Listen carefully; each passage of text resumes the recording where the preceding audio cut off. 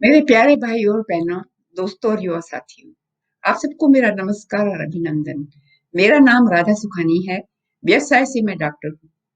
हमारी आज की चर्चा का विषय रहेगा फैटी लिवर डिजीज, यानी कि जिगर पर चर्बी चढ़ने की बीमारी।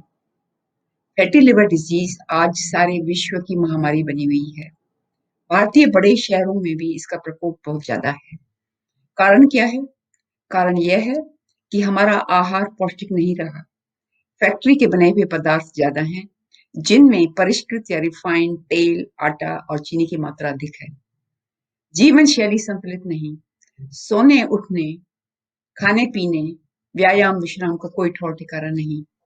इस वजह से पहले पेट पे मोटापा आ जाता है और पेट के मोटापे के साथ फैटी लिवर भी आ जाता है।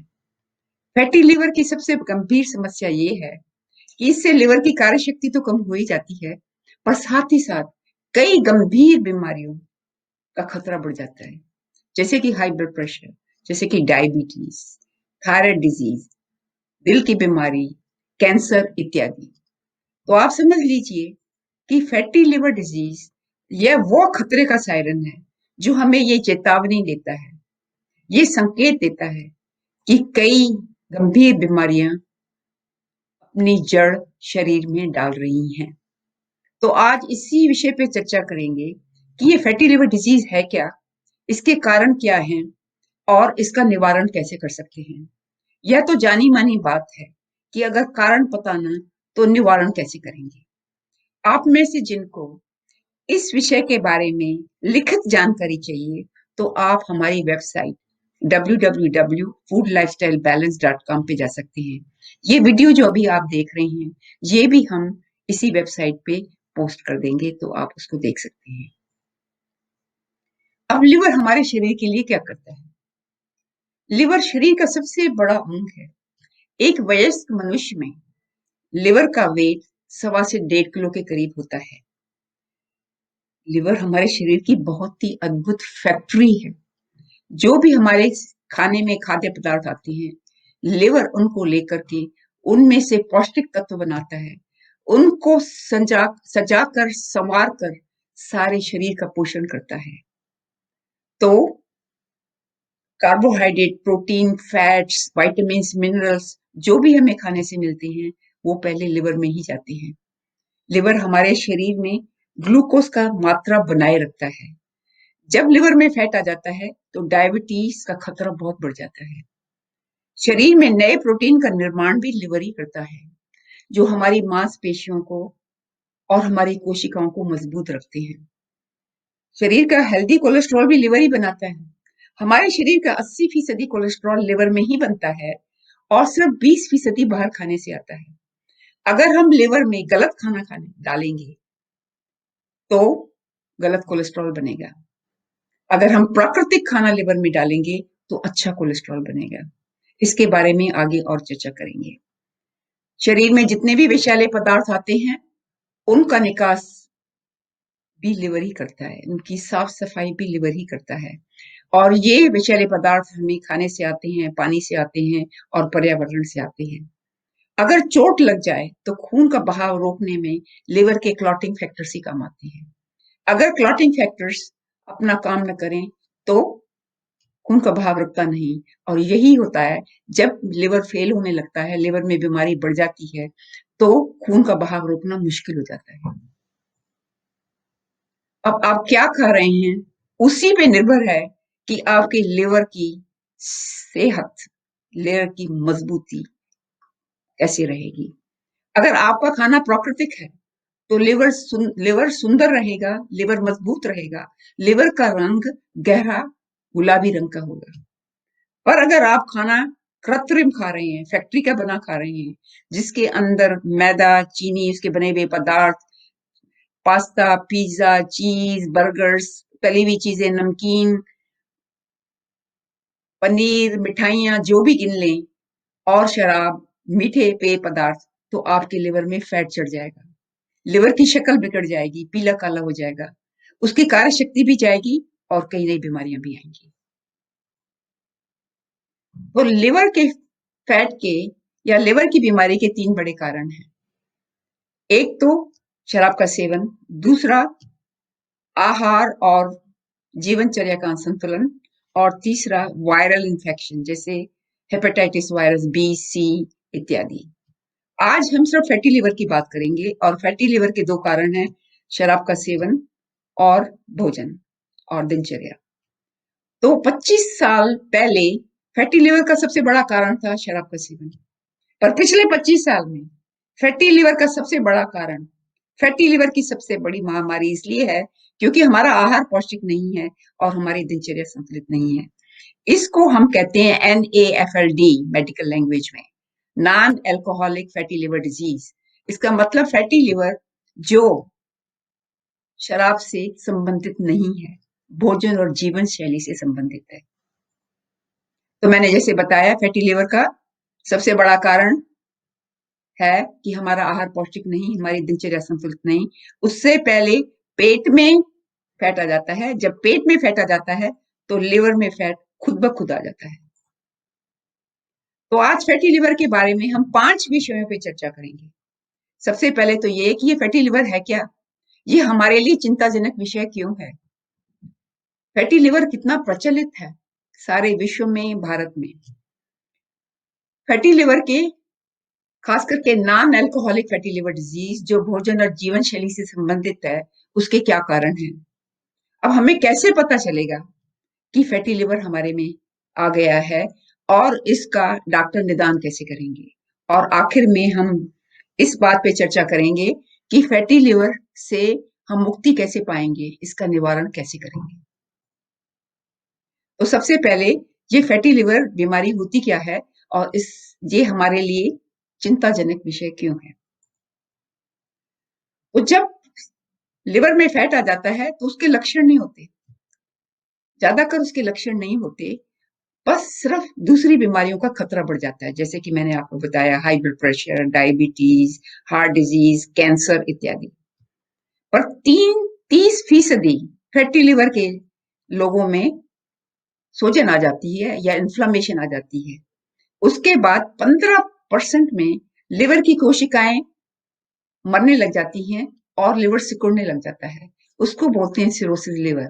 मतलब अगर आपको फैटी लिवर है तो आपको 15% चांस है कि आपका फैटी लिवर जो है वो बिगड़ जाएगा और वो सिकुड़ जाएगा और लिवर फेल भी हो सकता है। जब लिवर में सिरोसिस बहुत ज्यादा हो जाती है तो वो लिवर फेल हो जाता है।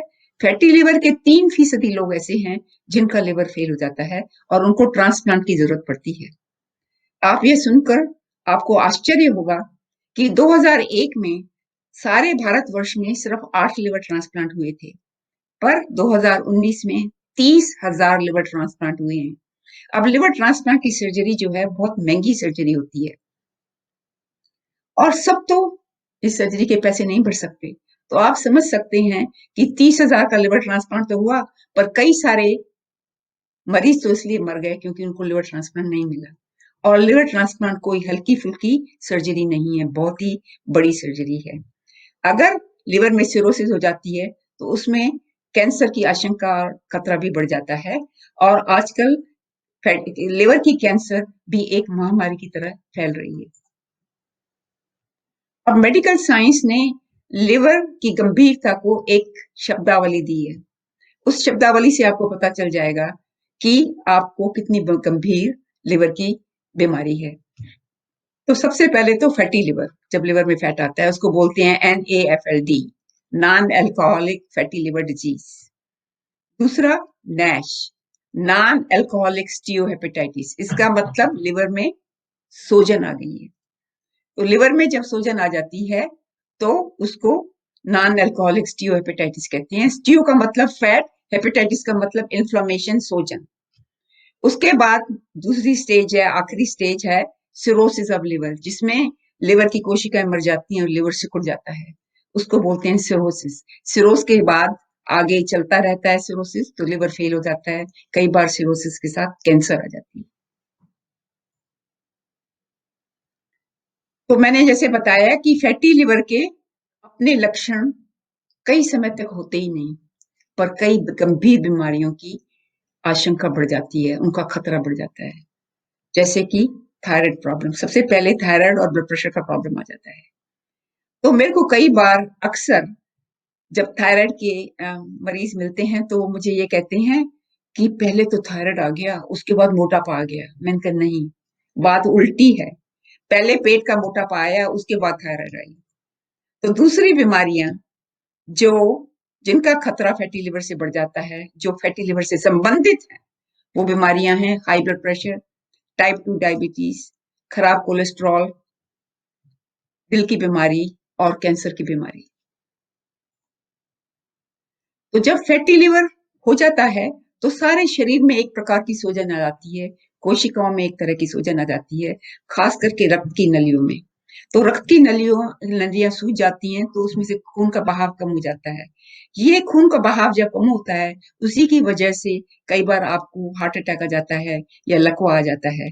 आजकल आप देख रहे होंगे कि जवान लोग 40-50 साल के लोगों को भी हार्ट अटैक आने लग गया है, क्योंकि उनको पेट का मोटापा है, उनको फैटी लिवर भी है। तो अब फैटी लिवर कितना प्रचलित है, इसके बारे में चर्चा करेंगे। फैटी लिवर आज सारे विश्व की महामारी है, और ये जो नंबर दिख रहे हैं आपको, विश्व में कितने कितने जनता में कितना कितना प्रचलित है, उसके नंबर्स हैं। तो आप ये देखेंगे कि अमेरिका में, नॉर्थ अमेरिका में और साउथ अमेरिका में फैटी लिवर 30% लोगों में है।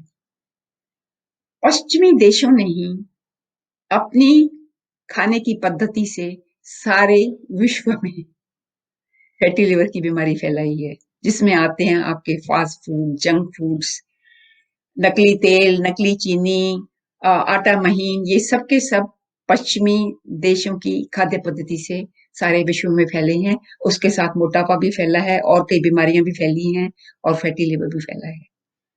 अब एशिया में, चाइना में फैटी लिवर की बीमारी 27% लोगों में, शहरों में हो चुकी है।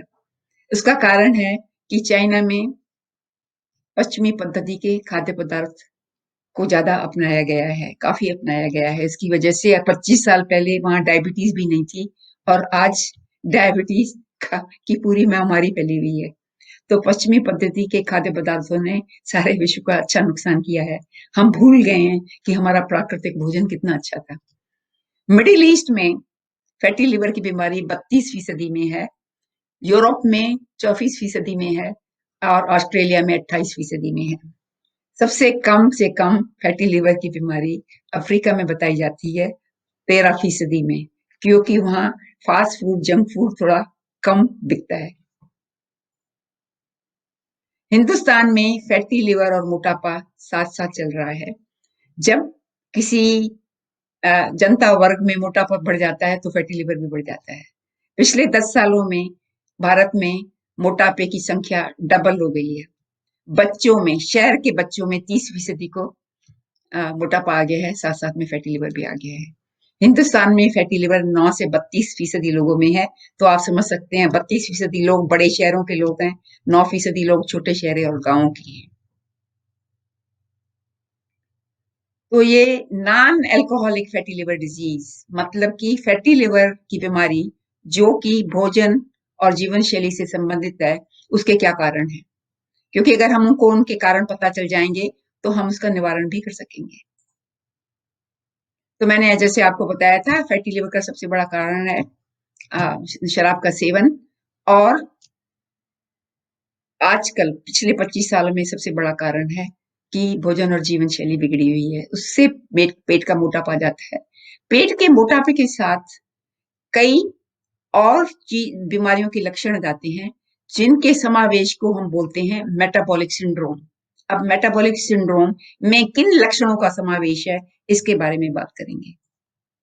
तो मेटाबॉलिक सिंड्रोम जो है वो वो बीमारी है जिसमें ब्लड शुगर ऊपर चढ़ जाती है, ब्लड प्रेशर चढ़ जाता है, आपका कोलेस्ट्रॉल बिगड़ जाता है, आपका पेट का घेरा बढ़ जाता है, और अच्छा कोलेस्ट्रॉल, जिसको एचडीएल कोलेस्ट्रॉल बोलते हैं, उसकी मात्रा खून में कम हो जाती है। अगर ये पांचों के पांचों लक्षण हैं आपको मेटाबॉलिक सिंड्रोम के, तो समझ लीजिए 70 से 85% ये आशंका है कि आपको फैटी लिवर है ही है।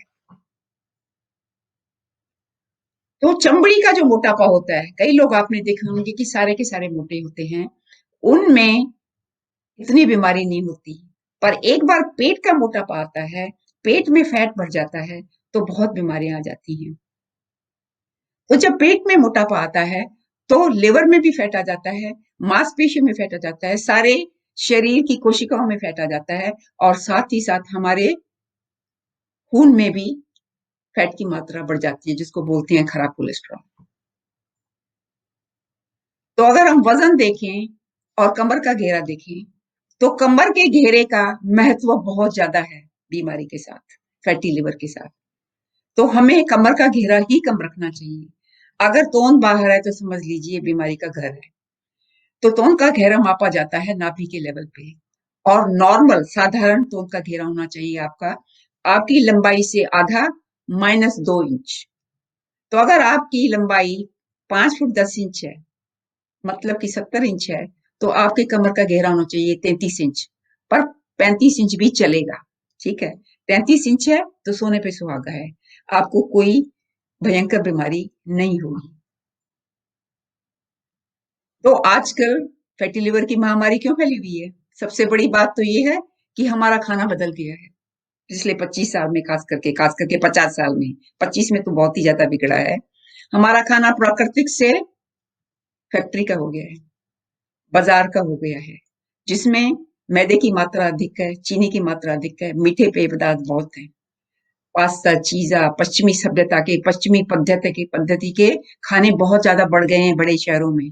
और इसी pizza, pasta, cake, pastry, bread, double रोटी वगैरह की वजह से आज फैटी लिवर इतना ज्यादा प्रचलित है। दिनचर्या बिगड़ी हुई है। आधुनिक मनुष्य का ज्यादा समय खाने की क्रिया में जाता है और कम समय उपवास में, मतलब रात के उपवास में। 24 घंटे में 14 से 16 घंटे खाने की क्रिया चलती रहती है, और रात के उपवास का समय मुश्किल से 8 या 10 घंटे होता है। तो सारा दिन शरीर में शुगर की मात्रा चढ़ी रहती है। अगर हमारे चलने फिरने पे बंधन है, तो जो हम खा रहे हैं उसकी हम खपत नहीं कर रहे ऊर्जा बनाने में, तो वो कहाँ जाएगी? उसका फैट ही बनेगा। नींद की कमी से भी मोटापा आ जाता है। साइंस की शोध ने बताया है कि अगर 1 या 2 घंटे नींद भी रोज कम हो, तो आपको मोटापा आ जाएगा। तो मैं ये कहती हूँ, गहरी निद्रा का है स्वास्थ्य से गहरा संबंध। अगर निद्रा है कम, तो बढ़ जाएगा 10-15 किलो वजन। तो ये बात ध्यान में रखें। हमारा वर्क लाइफ इम्बैलेंस बहुत है। काम और मनोरंजन में इतना समय लगा देते हैं कि नींद के लिए समय छोड़ते नहीं। एक बार में कई काम ले लेते हैं एक दिन में, और दिमाग की विचारधारा दौड़ती रहती है। जब विचारधारा बहुत दौड़ती है, तो उसमें नींद की कोई जगह नहीं। हम क्या खा रहे हैं, हम कब खा रहे हैं, हम कितनी बार खा रहे हैं, इसका असर हमारे ब्लड के शुगर लेवल पे भी पड़ता है और इंसुलिन के लेवल पे भी पड़ता है। तो शुगर जो है, उसमें से हमारे शरीर में ग्लूकोज जिसको बोलते हैं, उससे हमारे शरीर में ऊर्जा बनती है। और इंसुलिन वो हार्मोन है हमारे शरीर की, वो महत्वपूर्ण हार्मोन है जो ग्लूकोज में से ऊर्जा बनाती है। तो समझ लीजिए, ग्लूकोज ऊर्जा का मूल अंश है, और इंसुलिन मूल आधार है, जीवन शक्ति का आधार है। अगर वो नहीं तो ऊर्जा नहीं, अगर इंसुलिन काम नहीं करती तो ऊर्जा भी नहीं। तो जब शरीर में ग्लूकोज की मात्रा बढ़ जाती है, तो इंसुलिन की मात्रा भी बढ़ती है, पर इंसुलिन अपना काम नहीं कर सकती। यह समझने के लिए हम हमारे शरीर के सेल की तरफ जाएंगे, समझाने के लिए। शरीर का सेल या कोशिका, वो फोटो जो है, ये पिक्चर जो है आपकी स्क्रीन के दाईं तरफ है। तो उसमें मैंने दिखाया है कि कोशिका है, उसमें दरवाजा है, उसके ऊपर एक चाबी लगी हुई है। तो उसके बाद गुलाबी रंग के गोले हैं, तो गुलाबी रंग के गोले समझ लीजिए ग्लूकोज हैं, और जो चाबी है वो इंसुलिन है। हमारे कोशिका में शुगर अंदर, ग्लूकोज अंदर तभी जाता है जबकि इंसुलिन की चाबी उस दरवाजे को खोलती है। एक बार ग्लूकोज कोशिका के अंदर जाता है, तो वो ऊर्जा में बदल जाता है।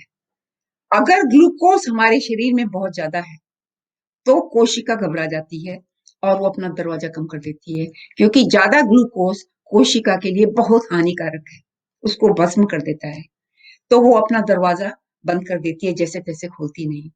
तो हमारी कोशिका में ग्लूकोज की कमी पड़ जाती है। वो हमेशा भूख की स्थिति में रहती है और इंसुलिन अपना काम नहीं करती, तो ऊर्जा भी नहीं बनती पूरी तरह से शरीर में। जो ज्यादा ग्लूकोज बच जाता है हमारे शरीर में क्योंकि वो काम में नहीं लाया जा रहा, तो वो चर्बी में बदल जाता है। तो आपके बाईं तरफ जो मैंने लगाई है पिक्चर, फोटो लगाई है, वो मैंने इंसुलिन रेजिस्टेंस का कुछ चक्र दिखाया है। तो इंसुलिन रेजिस्टेंस का कुछ चक्र ऐसे होता है कि जब आपके खाने में रिफाइंड कार्बोहाइड्रेट्स जैसे मैदा और चीनी ज्यादा है, उसके पदार्थ ज्यादा हैं, तो आपके शरीर में ग्लूकोज की मात्रा बढ़ जाती है, उसके साथ इंसुलिन की मात्रा बढ़ जाती है। हमारी जो कोशिकाएं हैं वो बहिष्कार कर देती हैं, पूरा इंसुलिन का बहिष्कार कर देती हैं, तो वो ग्लूकोज काम में नहीं आता। वो जो एक्स्ट्रा ग्लूकोज है वो फैट में बदल जाता है, और अगर कोशिकाओं में पूरी तरह से ग्लूकोज नहीं पहुंचता तो उसमें ऊर्जा नहीं होती और वो हमेशा भूख में रहती है, इसलिए भूख भी बहुत ज्यादा लगती है और फिर आप ज्यादा खा लेते हैं। तो ये इंसुलिन रेजिस्टेंस का कुछ चक्र चलता रहता है। अगर आपको अपने इंसुलिन रेजिस्टेंस को हटाना है तो क्या करना है, क्या खाना है? प्राकृतिक खाना। कब खाना है? 8 बजे के बाद नहीं खाना, क्योंकि 8 बजे के बाद जो भी आप खाना खा रहे हैं तो उससे ऊर्जा तो बनती नहीं, रात को ऊर्जा की जरूरत है ही नहीं, तो वो ग्लूकोज पड़ा रहता है, वो चर्बी में बदल जाता है। उसके बाद कितनी बार खाना है? अगर आप 2 या 3 बार से ज्यादा खा रहे हैं, बार बार खा रहे हैं, तो शुगर की मात्रा चढ़ी रहती है, इंसुलिन की मात्रा चढ़ी रहती है और इंसुलिन रेजिस्टेंस हो जाता है, फैटी लिवर और दूसरी बीमारियां आ जाती हैं। पिछले 50 साल में हम कब खा रहे हैं और कितनी बार खा रहे हैं, ये बहुत बदल गया है। इसकी वजह से मोटापे की महामारी भी आ गई है और डायबिटीज की महामारी भी बहुत बढ़ गई है, हार्ट डिजीज की महामारी भी बढ़ गई है।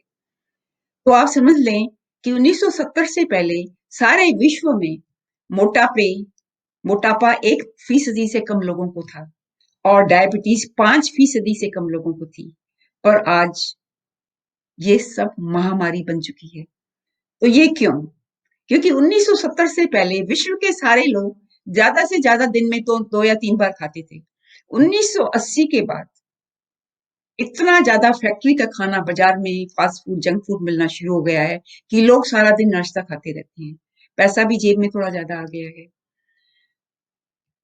1970 से पहले लोग दिन में ही खाना खाते थे, ज्यादा से ज्यादा विश्व के लोग 10 या 12 घंटे, और 12 या 14 घंटे उपवास में रहते थे, रात के उपवास में। पर आजकल 1980 के बाद 14 से 16 घंटे तक खाने की क्रिया चलती रहती है, सुबह 7 से लेकर के रात के 11-12 बजे तक। तो रात का उपवास मुश्किल से 8 या 10 घंटे का ही होता है, तो शुगर की मात्रा सारा टाइम हमारे शरीर में चढ़ी रहती है। तो दिन खाना जो है वो दिन के समय खाया जाता था और आजकल का खाना रात को देर से खाया जाता है। ये सब बीमारियों की जड़ है, इसी वजह से आजकल हमें इतनी बीमारियों की महामारी फैली हुई। पिछले 50 साल में खाने में बहुत ही ज्यादा परिवर्तन आया है, फैक्ट्री का खाना ज्यादा हो गया है। फ्रूट खाने के बजाय लोग जूस पी रहे हैं। अब आप सोचिए, 1 ग्लास ऑरेंज जूस में 4 नारंगियों का रस है, 4 नारंगियों का मिठास है, तो उससे आपकी शुगर की मात्रा कितनी ज्यादा बढ़ेगी। तो मैं ये कहती हूँ कि जूस जो है बच्चे, बूढ़े और बीमार उन्हीं के लिए छोड़ दीजिए, और आप तो फ्रूटी चबाइए जब तक कि आपके दांत हैं। दूसरा बड़ी समस्या ये हो गई है आधुनिक बड़े शहरों में कि पानी की जगह मीठे पेय पदार्थ ज्यादा पी जा रहे हैं, खास करके सोडा। सोडा में एक अलग तरह की चीनी होती है, रासायनिक चीनी होती है, जिसको हाई फ्रक्टोज कॉर्न सिरप कहती हैं। ये मक्का से बनाया जाता है और ये सस्ती होती है। तो ये साइंस की शोध ने दिखाया है कि अगर आप हाई फ्रक्टोज कॉर्न सिरप की चीजें खाएंगे या पिएंगे, तो आपके शरीर में फैटी लिवर बहुत जल्दी आ जाएगा और बहुत ज्यादा बढ़ जाएगा। यही हाल सफेद रिफाइंड चीनी के साथ है, और यही हाल आपके गेहूं के आटे में है जो मिल से बना हुआ है या जो मैदा है। उसके बाद आपको कई तरह के रिफाइंड ऑयल बाजार में मिलते हैं, सिर्फ रिफाइंड ऑयल ही मिल रहा है आजकल बाजार में, जिसके ऊपर ठप्पा लगा होता है कोलेस्ट्रॉल फ्री हार्ट हेल्दी। ये कोई कोलेस्ट्रॉल फ्री हार्ट हेल्दी नहीं है। ये रिफाइंड ऑयल, चाहे सफोला लें, चाहे कनोला लें, चाहे कुकिंग ऑलिव ऑयल लें, ये सब रिफाइंड तेल हैं। ये शरीर में जाकर के फैटी लिवर बनाएंगे और खराब कोलेस्ट्रॉल बनाएंगे। तो इस धोखे में मत रहिए। तेल अगर आपको खाना है तो प्राकृतिक कच्ची घानी का तेल ही खाना है। तो हमें कैसे पता चलेगा कि हमारे को फैटी लिवर है और डॉक्टर इस रोग के निदान के लिए हमारे लिए क्या करेंगे? अगर आपका कमर का घेरा बढ़ गया तो समझ लीजिए फैटी लिवर आ रहा है या ऑलरेडी बैठा हुआ है।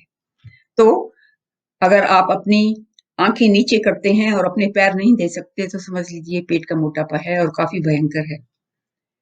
जब लिवर में फैट की वजह से सूजन आ जाती है तो पेट में दर्द होने लगता है और ये दर्द दाईं तरफ ऊपर की तरफ होता है जहां हमारा लिवर नॉर्मली होता है। क्योंकि हमारे कोशिकाओं को बराबर मात्रा में ग्लूकोज की ऊर्जा नहीं मिल रही तो उसकी वजह से थकावट शिथिलता बहुत ज्यादा हो जाती है। भूख भी बहुत बड़ी रहती है क्योंकि हमारी कोशिकाएं खाने की पुकार कर रही हैं, उनको पूरा ग्लूकोज नहीं मिल रहा है क्योंकि इंसुलिन रेजिस्टेंस है। अगर आपने ब्लड टेस्टिंग कराया तो लिवर एंजाइम्स भी बड़ी होंगी, शुगर थोड़ा ज्यादा बढ़ा होगा और ब्लड प्रेशर भी ज्यादा होगा। अगर लिवर बढ़ जाता है तो डॉक्टर हमेशा लिवर एंजाइम्स करवाते हैं। तो लिवर एंजाइम्स जो हैं, तीनों liver enzymes AST, ALT, GGT, इन तीनों का लेवल फैटी लिवर और लिवर की सूजन में बहुत बढ़ जाता है। अगर लिवर की सूजन हो गई, सिरोसिस हो गई, तो इन एंजाइम्स का लेवल 5 या 10 गुना बढ़ जाता है। कोलेस्ट्रॉल बिगड़ जाता है, आपके शरीर में ट्राइग्लिसराइड लेवल बहुत ज्यादा बड़ा हो जाता है और खराब कोलेस्ट्रॉल जिसको एलडीएल, एलडीएल का मतलब समझ लीजिए लेजी, निकम्मा कोलेस्ट्रॉल, उसकी मात्रा बढ़ जाती है। अच्छा कोलेस्ट्रॉल जिसको एचडीएल कोलेस्ट्रॉल बोलते हैं, एच से याद कीजिए हैप्पी, तो हैप्पी कोलेस्ट्रॉल जो है उसकी मात्रा कम हो जाती है। हैप्पी कोलेस्ट्रॉल हमारे को स्वस्थ रखता है और एलडीएल कोलेस्ट्रॉल हमारे को बीमारी ला देता है, खास करके दिल की बीमारी, हार्ट अटैक। अगर आपकी फास्टिंग ब्लड शुगर 110 से ज्यादा है तो फैटी लिवर है और डॉक्टर ये टेस्ट जरूर करवाते हैं। उसके बाद दूसरा टेस्ट जो करवाते हैं वो होता है यूरिक एसिड। अगर आपका यूरिक एसिड लेवल हाई है तो समझ लीजिए आपके लिवर में सोजन शुरू हो गई है, फैटी लिवर है।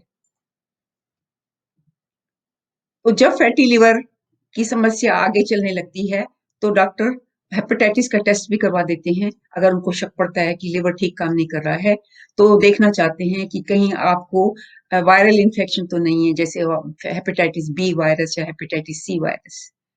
लिवर अल्ट्रासाउंड को भी कराया जाता है। अल्ट्रासाउंड से पता चलता है कि आपके लिवर में फैट है, पर इसमें एक प्रॉब्लम ये है कि जब तक लिवर में 30% फैट नहीं होगा तब तक अल्ट्रासाउंड में फैटी लिवर दिखाई नहीं देगा। तो जब तक आपको फैटी लिवर अल्ट्रासाउंड में दिखाई देने लगता है तो 30% लिवर फैट से ऑलरेडी भर चुका होता है। जब लिवर में बीमारी बढ़ती है तो डॉक्टर कैट स्कैन भी कराते हैं, एमआरआई स्कैन भी कराते हैं, जिससे उनको पता चलता है कि लिवर की बीमारी कितनी गंभीर है। और सबसे आखिरी टेस्ट जो किया जाता है वो होता है लिवर बायोप्सी, जिसमें लिवर का टुकड़ा काट करके माइक्रोस्कोप के नीचे देखा जाता है कि लिवर की बीमारी कितनी बढ़ी हुई है। जब लिवर की बीमारी बहुत ज्यादा बढ़ जाती है, सिरोसिस बहुत ज्यादा आगे बढ़ जाती है, तो आपका प्रोटीन, ब्लड में प्रोटीन लेवल, एल्ब्यूमिन लेवल गिर जाता है। जैसे कि मैंने शुरू में ही बताया था आपको कि शरीर में नए प्रोटीन का निर्माण लिवर ही करता है। अगर लिवर बीमार है तो प्रोटीन का निर्माण नहीं कर सकता, इसीलिए एल्ब्यूमिन का लेवल गिर जाता है। इसके साथ साथ पीलिया भी हो जाता है और खून का बहाव रोकने में बड़ी दिक्कत आने लगती है, क्योंकि खून का बहाव रोकने के लिए हमें क्लॉटिंग फैक्टर्स चाहिए और वो क्लॉटिंग फैक्टर्स लिवर में ही बनते हैं। तो हम फैटी लिवर का निवारण कैसे करेंगे? तो जैसे कि मैंने आपको बताया कि गंभीरता को देखा जाए तो पहले फैटी लिवर बनता है, फिर उसके बाद लिवर में सोजन और इन्फ्लेमेशन आ जाती है जिसको नैश बोलते हैं, नॉन अल्कोहलिक स्टीatohepatitis, और उसके बाद सिरोसिस होती है। सोजन मतलब नैश और फैटी लिवर, इन दोनों का पूरा निवारण हो सकता है। सिरोसिस में भी अगर निवारण नहीं हो सकता पर कम से कम ये फायदा हो जाता है कि लिवर की बीमारी आगे बढ़ने से रुक सकती है। लिवर फेलियर को आप रोक सकते हैं, लिवर की कैंसर को आप रोक सकते हैं अगर आप अपने ऊपर ध्यान दें। उसके लिए हमें क्या करना है? निवारण के लिए कम से कम 10% अपने शरीर का वजन घटाना है। 10 या 15 किलो। जब 10 या 15 किलो या 20 किलो के करीब आपका वजन घटेगा तो आपका 40 से 80% फैट लिवर में से निकल जाएगा। उसके बाद समस्या को हल करना आसान हो जाएगा। अपने आप ही आप उसी भोजन जीवनचर्या से जुड़े रहेंगे तो आपका लिवर फैट धीरे धीरे करके निकल जाएगा। एक बात ध्यान में रखनी जरूरी है कि आपने अपना वेट लॉस डाइटिंग से नहीं करना, क्योंकि डाइटिंग से वेट लॉस जो वजन कम बहुत जल्दी हो जाता है। अब जब आप वजन बहुत जल्दी कम करते हैं तो फैटी लिवर ठीक होने के बजाय ज्यादा बिगड़ जाता है। और ये आप देखेंगे कि जो लोग डाइट प्लान पे जाते हैं वो 12 हफ्ते 3 महीने में तो वजन गंवा देते हैं, लेकिन उसके बाद वजन 1.5 गुना 2 गुना वापस आ जाता है। तो उसका कारण यही है कि उन्होंने बीमारी को जड़ से नहीं निकाला, सिर्फ देख दिखावे के लिए वजन कम कर दिया। तो आपको अपना फैटी लिवर और नैश मतलब सोजन हटाने के लिए 6 नियम चाहिए। एक तो भोजन प्राकृतिक, जीवन शैली संतुलित। दूसरा, इंसुलिन रेजिस्टेंस हटाएंगे, उसके लिए डॉक्टर आपको ग्लूकोज का लेवल नीचे गिराने के लिए, ग्लूकोज की मात्रा शरीर में कम करने के लिए एक दवाई देते हैं जिसको मेटफॉर्मिन बोलते हैं। मेटफॉर्मिन इंसुलिन रेजिस्टेंस को हटाती है। उसके बाद तीसरी चीज की आपको जरूरत है एंटीऑक्सीडेंट्स। एंटीऑक्सीडेंट्स हमारे भोजन में और हमारी जड़ी बूटियों में वो तत्व हैं जो हमारे शरीर की सफाई करते हैं, बीमारी दूर करते हैं। उसके बाद डॉक्टर आपको कोलेस्ट्रॉल लोअरिंग मेडिकेशन, अगर आपका एलडीएल कोलेस्ट्रॉल ट्राइग्लिसराइड्स बहुत ज्यादा है तो वो आपको खास कोलेस्ट्रॉल नीचे गिराने की दवाई भी देंगे। पर मैं आपको ये साफ करना चाहती हूँ कि सबसे अच्छा तरीका कोलेस्ट्रॉल गिराने का है भोजन प्राकृतिक, दिनचर्या संतुलित। उससे खुद ब खुद कोलेस्ट्रॉल गिर जाएगा, दवाई के बिना ही। उसके बाद जो पांचवी चीज आपको काम आएगी वो है प्रोबायोटिक और प्रीबायोटिक फूड। ये खाने वो हैं जिसके बारे में हम चर्चा करेंगे जो हमारे पेट के, हमारे आंतड़ियों के अच्छे जीवाणु बढ़ाते हैं। जब हमारी आंतड़ियों में जीवाणु अच्छे होते हैं तो हमारे को मोटापा नहीं होता और हमारा स्वास्थ्य भी अच्छा रहता है। और सबसे आखिर में कायाकल्प निद्रा। अगर आपकी निद्रा गहरी है तो समझ लीजिए आपका स्वास्थ्य अच्छा रहेगा, आपको तनाव की हार्मोन कॉर्टिसोल लेवल नीचे रहेगा, और कॉर्टिसोल का लेवल जब नींद की कमी से बढ़ जाता है तो मोटापा अपने आप ही आ जाता है। तो आप भोजन और दिनचर्या का परिवर्तन कैसे करें उसके बारे में बात करेंगे। सबसे पहले क्या खाना है? खाना प्राकृतिक, फैक्ट्री का बनाना नहीं, बना हुआ नहीं, फास्ट फूड जंक फूड नहीं। कब खाना है? दिन के समय, रात को 8 बजे के बाद नहीं, क्योंकि 8 बजे के बाद आपके शरीर को ऊर्जा की कोई जरूरत नहीं है। तो जो भी आप खा रहे हैं उसमें से जो भी ग्लूकोज मिल रहा है वो सारा का सारा चर्बी में बदल जाएगा। कितनी बार खाना है? 2 या 3 बार। अगर आप बार बार नाश्ता, चाय, कॉफी वगैरह का सेवन कर रहे हैं तो सारा दिन ही आपके शरीर में ग्लूकोज की मात्रा बढ़ी रहेगी, इंसुलिन की मात्रा बढ़ी रहेगी, इंसुलिन रेजिस्टेंस हो जाएगा, बीमारियां आ जाएंगी, फैटी लिवर आ जाएगा। ये ध्यान रहे कि आपका 24 घंटे में खाने का समय कम और रात के उपवास का समय ज्यादा। अच्छे से अच्छा तो यही है कि आप अपना दिन का खाना 10 घंटे में खा लें और रात के 12 या 14 घंटे आप अपने उपवास में रहें, तो आपका वजन कभी नहीं बढ़ेगा। उसके बाद उठना कब? सुबह को। मैंने उठने पे ध्यान दिया, रात के सोने पे ध्यान नहीं दिया। ये देखिए आप, क्योंकि आप रात को कब सो रहे हैं और आपको गहरी निद्रा आ रही है कि नहीं आ रही, ये इस पे निर्भर है कि आप सुबह को कब उठ रहे हैं। अगर आप सुबह को 7 बजे से पहले उठ जाती हैं तो रात को नींद भी गहरी आएगी और रात को नींद भी समय पे आ जाएगी। और आखिर में गतिशीलता, सिर्फ व्यायाम ही नहीं, आपको सारे दिन की गतिशीलता चाहिए। जैसे जो भी शरीर में आपके ग्लूकोज बन रहा है, खाने से आ रहा है, वो पूरी की पूरी तरह से उसका उपयोग हो रहा है। तो आपको दिन में कम से कम 7 या 10,000 स्टेप्स लेने जरूरी हैं। तो ये आप देखेंगे कि 7 से 10,000 स्टेप का जो आइडिया है आजकल बहुत ही ज्यादा प्रचलित है। तो आपको खाना क्या है? प्राकृतिक और पौष्टिक आहार बराबर मात्रा में। तो बराबर मात्रा में क्या हुआ? आपके खाने में 50% सब्जियां और फ्रूट होना चाहिए, जिसमें से सब्जियां ज्यादा 40% सब्जियां, 10% फ्रूट, 20% फलियां और दालें, सिर्फ 10% अनाज, वो अनाज भी मोटा धान, ये नहीं मैदा और मिल का गेहूं का आटा, जिससे शरीर में ग्लूकोज की मात्रा बहुत बढ़ जाती है। उसके बाद शरीर में प्राकृतिक तेल घी की बहुत जरूरत है। उससे क्या होता है कि आपको भूख बार बार नहीं लगती, आप बार बार नहीं खाते। लेकिन तेल प्राकृतिक ही चाहिए, कच्ची घानी का ही चाहिए, न कि रिफाइंड तेल, क्योंकि रिफाइंड तेल हमारे शरीर को पता नहीं क्या करना है उसको। तो जो रिफाइंड तेल है वो आपको फैटी लिवर भी दे देगा और खराब कोलेस्ट्रॉल भी देगा। तेल और घी के साथ एक मुट्ठी भर नट्स जरूर खाएं, जिसमें आप मूंगफली भी खा सकते हैं, बादाम, अखरोट, जो भी आपको चाहिए। उसमें से आपको ओमेगा 3 ऑयल्स मिलते हैं जो हमारे स्वास्थ्य के लिए बहुत लाभदायक हैं। अगर आप अपने भोजन की पद्धति ऐसे रखेंगे, इसी मात्रा में खाएंगे, तो आपको जो कार्बोहाइड्रेट मिलेगा, जो नेचुरल प्राकृतिक कार्बोहाइड्रेट मिलेगा, उसका शुगर लेवल बहुत कम होता है। वो लो कार्ब डाइट अपने आप में ही है।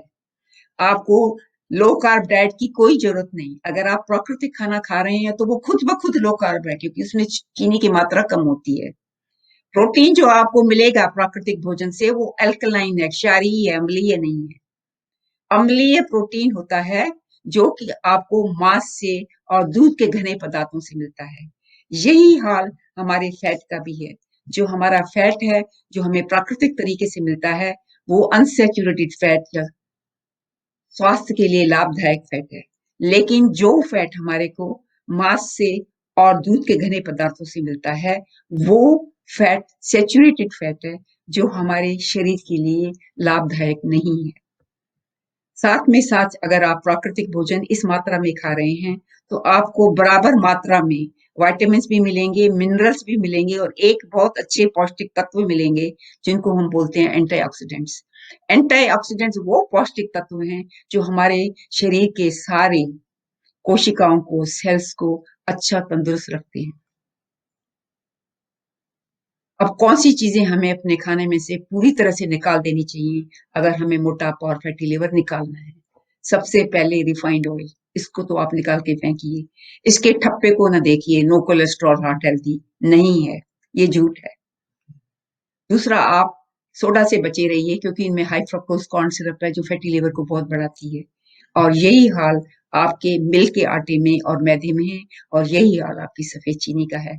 तो इन पदार्थों को, जो विषैले पदार्थ हैं, इनसे बच के रहिए।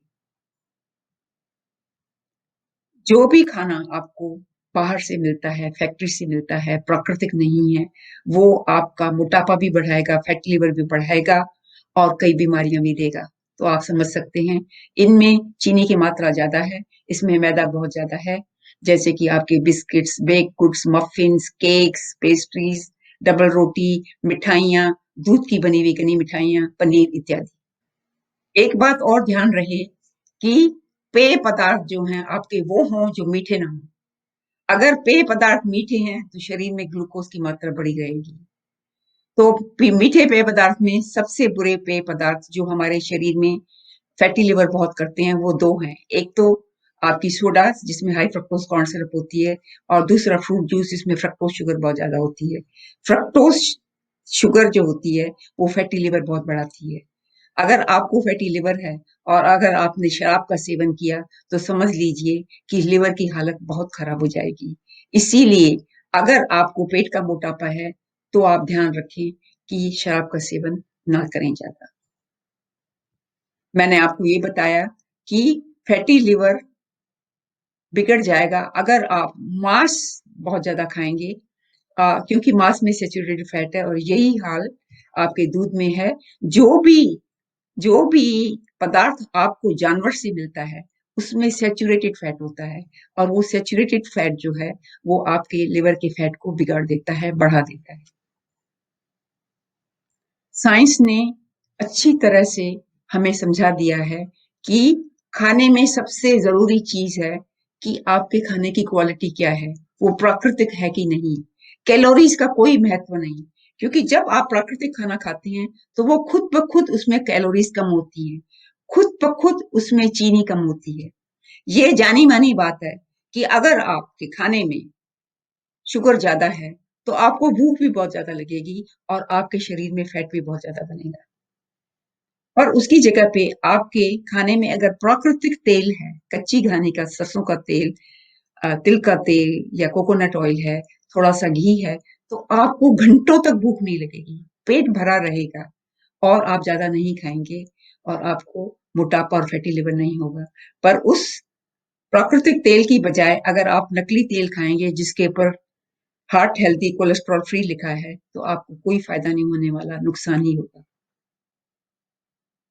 मैंने आपको शुरू में ही बता दिया था कि हमारा लिवर जो है एक मशीन की तरह है। What you put in is what you get. जो आप उसमें अंदर डालेंगे मशीन में, वही आपको मिलेगा।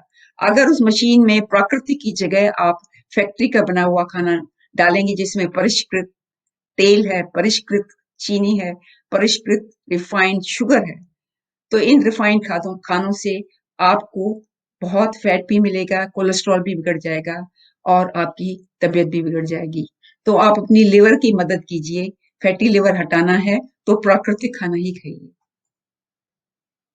अब संतुलित दिनचर्या का हमारे स्वास्थ्य के साथ गहरा संबंध है। अगर दिनचर्या संतुलित नहीं तो मोटापा भी आ जाता है, फैटी लिवर भी आ जाता है, सब बीमारियां भी आ जाती हैं। हमारे शरीर का संतुलन हमारे दिमाग की घड़ी में, और साइंस के शोध ने, जी हाँ, साइंस के शोध ने ये दिखाया है कि हमारे दिमाग में घड़ी है जो हमारे जीवन शक्ति के व्यवहार को भी संभालती है और हमारे सारे अंगों को भी संभालती है। और ये दिमाग की घड़ी सूर्य प्रकाश के 24 घंटे के काल चक्र से जुड़ी है और इसको बोलते हैं सर्केडियन क्लॉक। सर्का का मतलब गोल, डीएन मीन्स 24 घंटे का दिन। तो 24 घंटे की दिनचर्या में ये घड़ी हमारा शरीर का संतुलन बनाए रखती है। जीवन शक्ति के 3 व्यवहार हैं जो इस घड़ी के कंट्रोल में। एक तो आप उठ कब रहे हैं, सो कब रहे हैं, खा कब रहे हैं, उपवास में कब हैं, कब व्यायाम कर रहे हैं, कब विश्राम कर रहे हैं। जब हम इस घड़ी के अनुसार नहीं चलते, दिन को रात, रात को दिन बना देते हैं, तो हमारी स्वास्थ्य एकदम बिगड़ जाता है। यही घड़ी हमारे शरीर के हर अंग को संभालती है। दिन के समय तो सारे अंग सक्रिय हैं और रात के समय रेस्ट, रिपेयर, रिजुविनेट, मतलब विश्राम, मरम्मत और कायाकल्प। अगर आपने अपने शरीर का कायाकल्प करना है, अपने आप को जल्दी बूढ़ा होने से बचाना है, बीमारी से बचाना है, तो उस घड़ी के अनुसार ही चलिए। तो हमारा सबसे व्यवहार जो बिगड़ा है वो है नींद, क्योंकि आर्टिफिशियल लाइट आ गई है, बिजली का बल्ब आ गया है और पिछले 25 साल में डिजिटल साधन आ गए हैं, खास करके पिछले 10 साल में सेल फोन, आईपैड, कंप्यूटर इत्यादि, इनमें से ब्लू लाइट निकलती है। ये जो ब्लू लाइट होती है वो दिमाग में नींद की जो हार्मोन होती है मेलेटोनिन, उसका लेवल कम कर देती है। जब दिमाग में मेलेटोनिन पूरी मात्रा में नहीं आती तो गहरी नींद नहीं आती। तो आज कल के मनुष्य की ये समस्या बहुत बड़ी हो गई है, क्योंकि वो रात को देर तक सोशल मीडिया और डिजिटल साधनों से जुड़े हैं, तो नींद बहुत बिगड़ गई है। दिन को रात और रात को दिन कर दिया गया है। तो ये भी ध्यान रखें कि आपकी जो पाचन शक्ति है और जो पाचन क्रिया है, सबसे अच्छा काम दिन के समय ही करती है। दिन के समय तो गतिशील होती है, पाचन रस पूरी मात्रा में आते हैं और आप विश्वास करेंगे कि एक दिन में 7 या 8 लीटर पाचन रस आते हैं हमारे पाचन अंगों में। तो अगर हम दिन के समय खा रहे हैं तो हमारी पाचन क्रिया बहुत अच्छी तरह से चलती है, पर रात को 10 बजे के बाद वो धीमी पड़ जाती है। इसीलिए जो लोग रात को 8 बजे के बाद 9, 10, 11 बजे अपना खाना खा लेते हैं, तो उनको बदहजमी, एसिड रिफ्लक्स, पेट में गैस और कई बीमारियां पाचन शक्ति की हो जाती हैं। तो अगर आपने अपनी पाचन शक्ति बनाए रखनी है, अपना शुगर की मात्रा बनाए रखनी है, तो आप खाना दिन में ही खाइए। दिन के समय हमारी इंसुलिन हार्मोन बहुत सक्रिय होती है, जितना भी हमारे शरीर में शुगर आता है उसको ऊर्जा में बदल देती है और फैट कम बनता है। पर वही खाना अगर हम रात को देर से खाते हैं तो उस खाने की में से ऊर्जा नहीं बन सकती और उसमें से फैट बन जाता है। तो रात को 8 बजे के बाद खाना कभी ना खाइए। मैंने आपको जैसे बताया पहले कि फैटी लिवर हटाने का सबसे अच्छा तरीका है कि आप अपना 10% वजन घटाएं।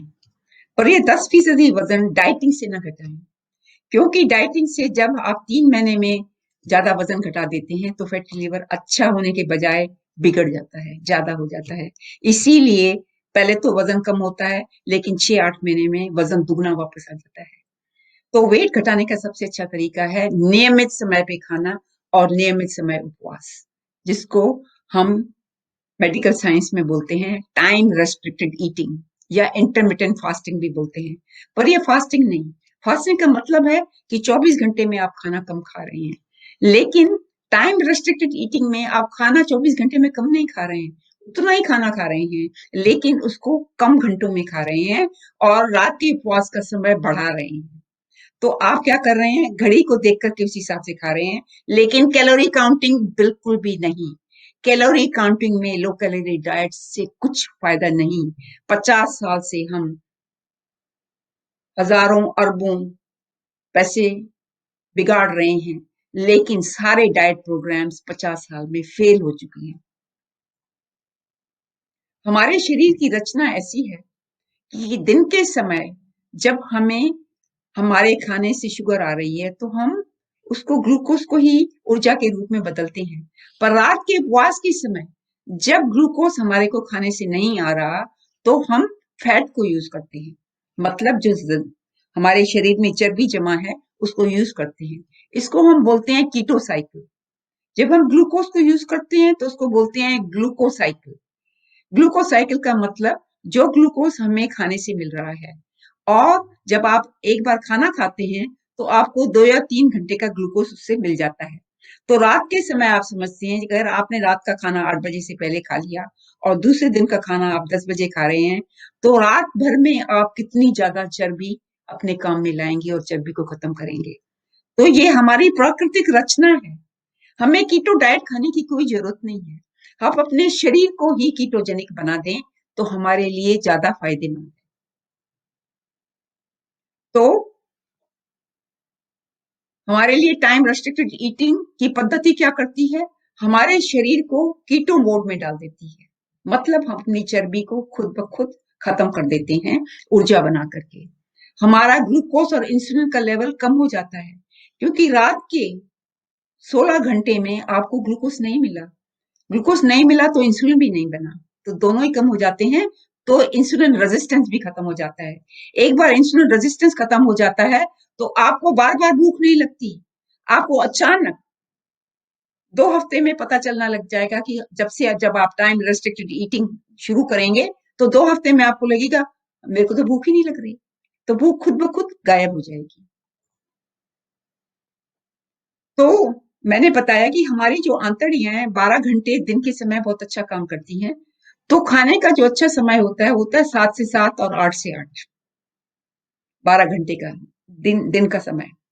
पर जब आप टाइम रेस्ट्रिक्टेड ईटिंग अपना रहे हैं तो वो खाना 12 घंटे की बजाय आप वही पूरा का पूरा खाना, पूरी कैलोरीज 8 घंटे में खाएंगे। 8 घंटे में 2 खाने, 2 बार खाना।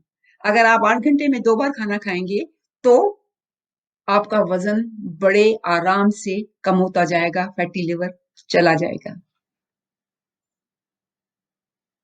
तो अगर आप टाइम रेस्ट्रिक्टेड ईटिंग में 16 घंटे रात का उपवास कर रहे हैं तो आपका वजन इस रफ्तार से घटेगा। पहले 3 महीने में 2 या 3 किलो हर महीने, फिर 3 और 6 महीने में 1 या 2 किलो हर महीने, और उसके बाद 6 महीने तक 1 किलो, 6 महीने के बाद 1 किलो पर मंथ। तो समझ लीजिए आपका 10% वजन 6 महीने के अंदर घट जाएगा। आपका फैटी लिवर 6 महीने में ही अच्छा होना शुरू हो जाएगा और 1 साल तक आप फैटी लिवर से पूरा मुक्त हो सकते हैं। मैंने आपको ये भी बताया कि हमारे पेट के जीवाणु अच्छे होने चाहिए, तंदुरुस्त होने चाहिए। अगर जीवाणु तंदुरुस्त होंगे तो मोटापा भी कम आएगा, लिवर में फैट भी कम हो जाएगा और कई बीमारियों से भी मुक्ति हो जाएगी। तो अपने जीवाणु को अच्छा करने के लिए हमें खाना चाहिए जिसमें प्रोबायोटिक हो और प्रीबायोटिक हो। आजकल तो ये नाम बहुत ही प्रचलित हैं, कई लोग जानते हैं। तो सबसे अच्छा प्रोबायोटिक फूड है मोटा धान। गेहूं और चावल नहीं, मोटा धान। और मोटा धान में क्या आता है? बाजरा और ज्वार। अगर हम फाइबर की मात्रा देखें तो बाजरा और ज्वार में 15% मात्रा फाइबर की है, चावल में सिर्फ 0.5%, आधा फीसदी फाइबर है, और गेहूं में 3 से 5% फाइबर है। तो अगर आपको फाइबर चाहिए, अपना पेट का हाजमा बना के रखना चाहिए, तो आपके लिए बाजरा और ज्वार बहुत अच्छा है। और हिंदुस्तान में हमारे 6 या 8 तरह के बाजरा मिलते हैं। और बाजरा का ये फायदा है कि आपका ब्लड शुगर भी बहुत ही नीचे रहता है बाजरा से, क्योंकि इसमें फाइबर बहुत ज्यादा होता है। आपको फाइबर का खाना, प्रोबायोटिक खाना सब्जियों से भी मिलेगा और अपनी दालों से भी मिलेगा, क्योंकि इनमें भी फाइबर बहुत ज्यादा होता है। पर अगर आप सोच लें कि मैदा खा रहे हैं, बाजारी खाना खा रहे हैं, तो उसमें तो फाइबर है ही नहीं, बिल्कुल ही नहीं है। तो अगर पश्चिमी पद्धति का खाना देखा जाए तो उसमें फाइबर की मात्रा बिल्कुल है ही नहीं। तो अगर आप पास्ता खा रहे हैं, पिज्जा खा रहे हैं, बर्गर खा रहे हैं, तो आप समझ लीजिए कोई फाइबर नहीं खा रहे, आपका पेट का हाजमा ठीक नहीं रहेगा। दूसरे खाने जो हमारे को प्रोबायोटिक और प्रीबायोटिक देते हैं, वो है हमारा घर का जमाया हुआ दही। बाजार का दही नहीं, ग्रीक योगर्ट, डब्बों में जो योगर्ट आते हैं, क्योंकि उनको बहुत गर्म किया जाता है, पैस्चराइज किया जाता है, तो सारे जीवाणु कीटाणु खत्म हो जाते हैं। घर का दही जो बहुत खट्टा ना हो, उसमें सबसे ज्यादा अच्छा प्रोबायोटिक होता है। उसके बाद दूसरा प्रीबायोटिक खाना है हमारा मस्टर्ड सीड्स। मस्टर्ड सीड्स से जो खमीर की अचार बनाए जाते हैं, या खमीर का रायता, या पानी बनाया जाता है, तो उसमें बहुत ज्यादा शक्ति है हमारे जीवाणु को संभालने के लिए। अगर आप व्यायाम नहीं करते, दिन भर गतिशील नहीं रहते, तो आप जो खाना खाते हैं, उसमें से जो कैलोरीज आती हैं, उसमें से जो ग्लूकोज आता है, उसका आप कोई उपयोग नहीं कर रहे, तो वो फैट में बदल जाता है। तो मोटापा और फैटी लिवर हटाने के लिए नियमित समय पे व्यायाम और गतिशीलता बहुत जरूरी है। तो सबसे अच्छा आपका रोज का रूटीन ये रहे कि आप शुरू अपना दिन प्राणायाम और योगा से करें। उसके बाद सैर। सैर में अगर आप 5 मिनट साधारण गति से चलें और 2 मिनट द्रुत गति से चलें, तो वो आपके लिए थोड़ा एरोबिक का काम करेगी। तो एरोबिक चीज व्यायाम वो होता है जिसमें शरीर में ऑक्सीजन की मात्रा बढ़ती है, ज्यादा आती है ऑक्सीजन। तो समझ लीजिए कि द्रुत गति से चलने से भी एरोबिक एक्सरसाइज हो जाती है। जब आप सीढ़ियां चढ़ते हैं तो भी आपको एरोबिक एक्सरसाइज हो जाती है। साइकिल चला रहे हैं तो वो भी एरोबिक है। डांस कर रहे हैं, नाचने का शौक है, तो बहुत अच्छा है, वो तो बहुत ही अच्छा एरोबिक है। और सबसे जरूरी चीज है कि सारा दिन गतिशील रहें। जैसे सारा दिन खाने में से जो भी ग्लूकोज आपको मिल रहा है, उसका आप पूरा उपयोग कर रहे हैं ऊर्जा बनाने में, और वो बेकार बैठ करके और अपना फैट नहीं बनाता। तो दिन में कम से कम 7 से 10 हजार स्टेप्स आपको लेने हैं। तो 10 हजार, 7 से 10 हजार स्टेप्स लेने से आपके शरीर गतिशील रहेगा, और अपने शरीर के ग्लूकोज का आप पूरा अच्छा उपयोग कर सकते हैं।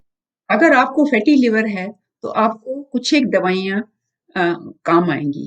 वो दवाइयाँ हैं, सबसे पहले इंसुलिन रेजिस्टेंस हटाने की दवाई, वो सबसे अच्छी दवाई है मेटफॉर्मिन। मेटफॉर्मिन शुगर का लेवल भी घटाती है और इंसुलिन रेजिस्टेंस भी घटाती है। दूसरी दवाई जो आपको फैटी लिवर में दी जाती है कई बार, वो होती है कोलेस्ट्रॉल गिराने की दवाई। मैंने आपको पहले ही कहा था कि कोलेस्ट्रॉल, खराब कोलेस्ट्रॉल हटाने का और कोलेस्ट्रॉल का लेवल नीचे गिराने का सबसे अच्छा तरीका है कि आप भोजन प्राकृतिक ही करें। पर फिर भी अगर आपका खराब कोलेस्ट्रॉल लेवल बहुत ज्यादा है, आपके ट्राइग्लिसराइड लेवल बहुत ज्यादा है, तो डॉक्टर आपको स्टैटिन्स देंगे।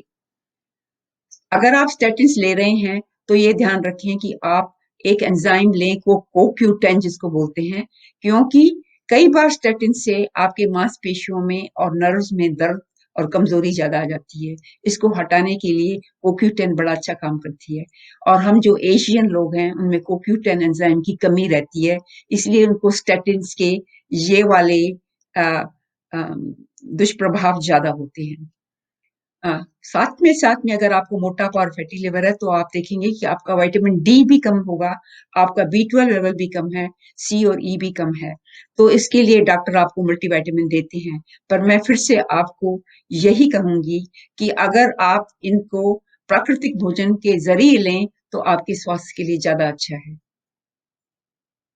तो विटामिन ए सी ई का सबसे अच्छा तरीका है कि आप रंगीन सब्जियां, खास करके पीले और नारंगी रंग की सब्जियां ज्यादा खाएं। उससे आपके शरीर में विटामिन सी बहुत आएगा, विटामिन ई भी बहुत आएगा। और जितने मिनरल्स हैं, जिंक, सेलेनियम, कॉपर, जो एंटीऑक्सीडेंट का काम करते हैं, शरीर के कोशिकाओं को सफाई करने का काम करते हैं, वो हमारे नट्स में भी हैं, वो हमारी सब्जियों में भी हैं, और हमारे ग्रेन्स मतलब मोटे धान में भी हैं। अगर आपको विटामिन डी चाहिए तो उसका सबसे अच्छा तरीका है सूर्य प्रकाश का सेवन। हमारी वेबसाइट पे सूर्य प्रकाश के बारे में पूरी छोटी किताब लिखी हुई है। अगर आप उसको पढ़ेंगे तो आपको पता चल जाएगा कि सूर्य प्रकाश का सेवन कैसे करना चाहिए। हमारे खाने में और हमारी पद्धति में, खास करके आयुर्वेदिक पद्धति में, कई हमारे यहाँ जड़ी बूटियां हैं और कई तरह के खाद्य पदार्थ हैं जिनमें एंटीऑक्सीडेंट्स बहुत ज्यादा होती हैं। और एंटीऑक्सीडेंट्स बहुत अच्छे पौष्टिक तत्व हैं जो इनमें होते हैं। सबसे ज्यादा एंटीऑक्सीडेंट जो है वो हमारे लौंग में होता है। उसके सिवाय अदरक, हल्दी। अब आप देखेंगे कि सारे विश्व में हल्दी के कैप्सूल खाए जा रहे हैं, अदरक खाई जा रही है, क्योंकि बीमारियां ज्यादा हैं। तो हमारी आयुर्वेदिक पद्धति सारे विश्व में फैल रही है। अ, इसके बाद दालचीनी से आपको ना कि एंटीऑक्सीडेंट भी मिलेंगे, पर आपका शुगर लेवल भी नीचे आएगा। जितने नट्स हैं उनमें से आपको विटामिन ई भी मिलेगा और एंटीऑक्सीडेंट्स भी मिलेंगे। त्रिफला, थोड़े मात्रा में त्रिफला आपको एंटीऑक्सीडेंट इफेक्ट बहुत अच्छा देगा। आंवला विटामिन सी का सबसे ज्यादा पावरफुल पदार्थ है। तो अगर आपको विटामिन सी ज्यादा मात्रा में चाहिए तो नींबू और आंवला आपके लिए बहुत अच्छा है। सेफ्रॉन जो केसर है उसमें भी एंटीऑक्सीडेंट इफेक्ट बहुत अच्छा होता है। और उसके बाद अर्जुन की छाल। तो आप ये समझ लीजिए कि फैटी लिवर का आप निवारण कर सकते हैं। लिवर में सोजन हो जाए तो भी आप उसका पूरा निवारण कर सकते हैं। अगर सिरोसिस हो जाए तो भी आप बीमारी को बढ़ने से रोक सकते हैं, अगर आप इन 6 नियमों का पालन करें। सबसे पहले कि खाना प्राकृतिक ही खाएं, दिनचर्या को संतुलित रखें, एंटीऑक्सीडेंट्स जो हमारे प्राकृतिक भोजन में है उनका उपयोग जरूर करें। मेटफॉर्मिन अगर आपका शुगर ज्यादा है लें, प्रोबायोटिक अपने भोजन में सेवन करें, और कोलेस्ट्रॉल अगर बहुत बढ़ गया हो तो कोलेस्ट्रॉल के नीचे गिराने की दवाई लें। पर फिर भी प्राकृतिक भोजन में कोलेस्ट्रॉल गिराने की और बुरा कोलेस्ट्रॉल हटाने की शक्ति बहुत है। तो मैं आपके सामने समाप्त करने से पहले एक 6 लाइन का स्लोगन या नारा, जो मेरा नारा है, उसकी कविता बताना चाहती हूँ। तो उसके बाद हम समाप्त करेंगे। तो ये कविता ऐसे पेश करती हूँ मैं आपको। अन्न और दूध की मात्रा रहे कम से कम, अन्न और दूध की मात्रा रहे कम से कम, मांस और मीठा देते बीमारी का गम। कृत्रिम तेल से रही हमेशा दूर, शुद्ध तेल और घी है ताकत से भरपूर। पौष्टिक आहार और संतुलित दिनचर्या का रहे हमेशा साथ, अनुशासित व्यायाम और उपवास में रहे सदा विश्वास। नमस्कार।